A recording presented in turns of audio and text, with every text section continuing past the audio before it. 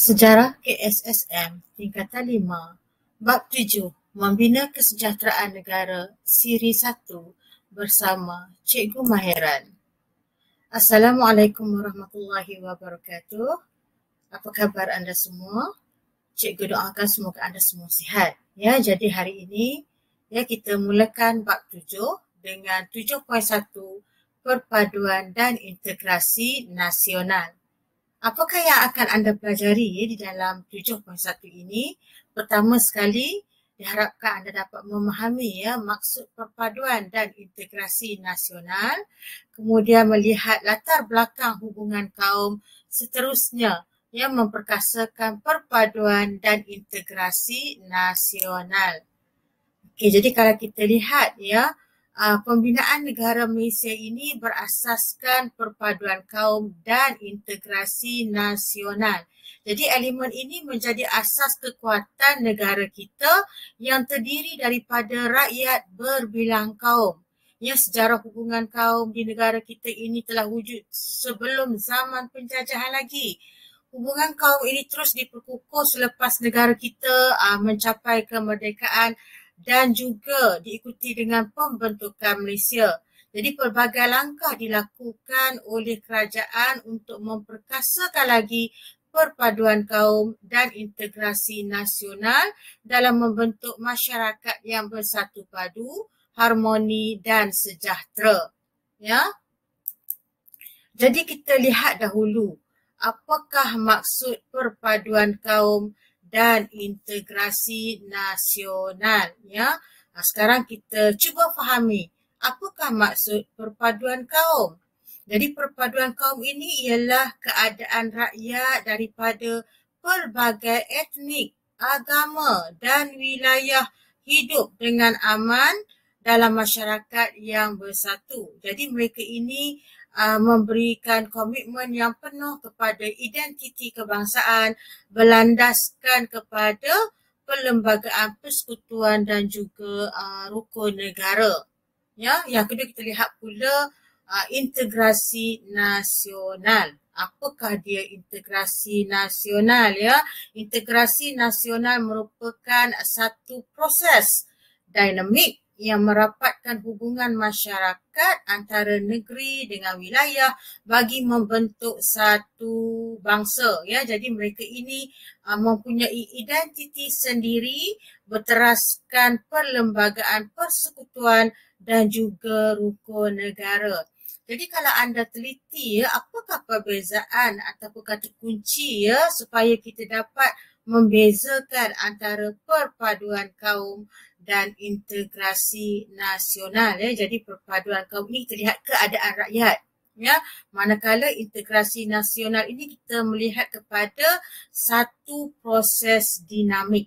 Cikgu harap anda dapat membezakanlah antara perpaduan kaum dan juga integrasi nasional. Okey, jadi kita terus melihat latar belakang hubungan kaum. Jadi kita melihat bahawa pentadbiran British di tanah Melayu ini telah menyebabkan pemisahan kaum dari segi kegiatan ekonomi dan juga pertempatan.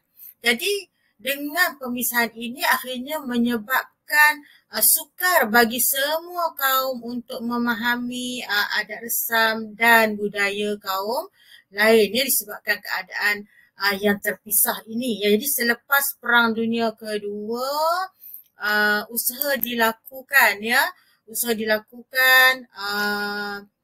oleh para pemimpin pelbagai kaum bekerjasama untuk mewujudkan perpaduan. Jadi kita lihat di sini beberapa faktor sejarah yang dikenal pasti menjadi punca kepada masalah perpaduan. Jadi antaranya termasuklah pentadbiran, kegiatan ekonomi dan pertempatan, sistem pendidikan dan juga fahaman politik. Jadi kita lihat satu persatu. Pertama sekali kita lihat aspek pentadbiran. Kesan daripada pentadbiran ini bermula pada tahun 1874. 1874 ini merupakan tarikh perjanjian Pangkor. Jadi kesan daripada perjanjian Pangkor ini kita telah memperkenalkan apa wujudnya sistem residen di Perak bermula di Perak. Okey. Dasar British yang mengutamakan sektor ekonomi menyebabkan pekerja dibawa masuk dari luar dari negara China, dari negara India untuk bekerja dalam sektor perlombongan dan juga peladangan termasuk juga dalam perniagaan. Jadi pada waktu itu kaum Bumiputera masih lagi tertumpu di kawasan luar bandar yang menjalankan aktiviti ekonomi tradisional menjadi petani, menjadi nelayan. Jadi keadaan ini menyebabkan mereka terpisah dan berlakulah kerenggangan dari segi hubungan antara kaum. Jadi kesannya masalah hubungan kaum berterusan sehinggalah selepas kemerdekaan dan menyebabkan berlakunya peristiwa 13 Mei 1969. Okey, kita tengok yang kedua iaitu kesan dari segi kegiatan ekonomi dan juga pertempatan. Kalau kita lihat di sini aktiviti perlombongan biji timah tertumpu di kawasan bandar kemudian peladangan getah di kawasan estate. Jadi kegiatan ekonomi yang berbeza antara kaum ini menyebabkan mereka sememangnya terpisahlah dari segi lokaliti, dari segi pertempatan mereka. Rakyat juga terpisah dengan pertempatan yang wujud di kawasan perlombongan, bandar, estate dan perkampungan. Jadi kita dah sebutlah tadi buruh dari India bekerja di ladang getah buruh dari China bekerja di lombong biji ataupun sebagai peniaga di bandar. Manakala orang Melayu kekal di kampung menjalankan aktiviti tradisional dan kesan daripada itu maka kuranglah interaksi antara satu sama lain dan seterusnya mewujudkan jurang ekonomi yang tidak seimbang. Kita lihat pula kesan dari segi sistem pendidikan di mana dasar pentadbiran British menyebabkan munculnya sistem pendidikan yang berbeza yang kita kenali sebagai sekolah vernakular Melayu, Cina, India dan Inggeris di negara kita. Jadi sekolah-sekolah vernakular ini berkembang mengikut kaum masing-masing. Sekolah vernakular ini ialah sekolah yang menggunakan bahasa ibunda masing-masing sebagai bahasa pengantar. Jadi kesan daripada sistem pendidikan vernakular ini mewujudkan perbezaan pemikiran dalam kalangan rakyat berbilang kaum. Okey, akhir sekali kita lihat fahaman politik yang mana fahaman politik ini berasaskan kaum bermula dengan penubuhan parti politik sebelum merdeka sampailah kini. Polarisasi kaum yang disebabkan oleh perbezaan kegiatan ekonomi dan pertempatan menyebabkan parti politik ini terus memperjuangkan kepentingan kaum masing-masing. Jadi isu yang diperjuangkan oleh parti-parti politik ini sudah tentu berkait dengan soal bahasa, budaya, pendidikan dan ekonomi. Jadi keadaan ini mempengaruhi hubungan antara kaum dan memberi kesan kepada hubungan antara kaum. Okey. Jadi kita lihat pula kesan yang kita dah bincangkan tadi daripada dasar British menimbulkan pelbagai implikasi terhadap perpaduan kaum dan juga integrasi nasional. Jadi menyedari keadaan itu apakah usaha yang boleh dilakukan untuk merapatkan jurang antara pelbagai kaum yang ada di negara kita. Jadi kita lihat tajuk kecil di sini iaitu memperkasakan perpaduan dan integrasi nasional. Okey, jadi kita lihat ya sejak kita merdeka ya, tidak putus-putus ya usaha dilakukan oleh pemimpin negara kita dalam usaha memperkasakan perpaduan dan integrasi nasional ya. Dan usaha ini dilaksanakan secara konsisten ya, berterusan sampai hari ini. Dan segala usaha ini merangkumi 3 aspek utama iaitu politik, ekonomi dan juga sosial. Jadi kita akan mudah faham ya jika kita lihat ya kepada ketiga-tiga bidang ini. Okey. Kita lihat dahulu dalam aspek politik ya. Dalam bidang politik, penubuhan Jabatan Perpaduan Negara yang terletak di bawah bidang kuasa Mageran ya. Jabatan ini mempunyai peranan untuk mendraft satu ideologi ya negara untuk negara kita yang dikenali sebagai rukun negara ya. Rukun negara ni kita akan lihatlah dalam bab ini juga ya di bahagian lain ya tentang rukun negara. Kemudian mewartakan pembentukan Majlis Muhibah Negara pada 18 Julai 1969 yang mana majlis ini bertujuan menggalakkan perkembangan perasaan muhibah antara masyarakat berbilang kaum ya di Malaysia. Kemudian menubuhkan Majlis Perundingan Negara pada 29 Januari 1970 dengan mengadakan garis panduan bagi kerjasama antara kaum dan integrasi nasional antara negeri dengan wilayah. Ya, selain itu majlis ini juga bertujuan memupuk identiti kebangsaan dalam kalangan rakyat. Okey. Kemudian wujud pula ya gabungan parti politik pelbagai kaum yang mewujudkan keharmonian dan kestabilan politik selepas peristiwa 13 Mei 1969. Kemudian ada lagi menyelaraskan perkhidmatan awam ya antara semua negeri. Dan penyelarasan ini telah mewujudkan integrasi antara negeri.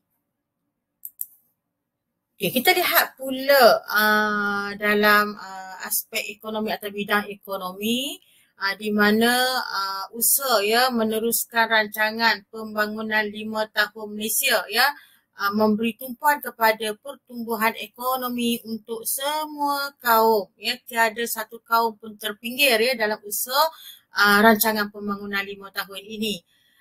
Memperkenalkan beberapa dasar pembangunan ekonomi seperti dasar ekonomi baru ya DEB, dasar pembangunan nasional ya DPN ya dengan tujuan kemakmuran ekonomi untuk memajukan ya ekonomi rakyat dan juga negara. Okey. Tumpuan juga diberi kepada pembangunan masyarakat luar bandar dan wilayah. Pembangunan dilakukan melalui rancangan pembangunan tanah yang mampu menambah pendapatan rakyat dan membasmi kemiskinan. Selain itu, memajukan bidang perindustrian dan perdagangan dengan memperkenalkan zon perindustrian bebas seperti di Bayan Lepas, Pasir Gudang dan juga Pelabuhan Kelang. Ya. Berlaku penghijrahan penduduk luar bandar ke bandar yang disebabkan oleh peluang pekerjaan yang banyak yang terbuka luas kepada semua kaum dan hal ini secara tidak langsung telah mempercepatkan lagi proses integrasi.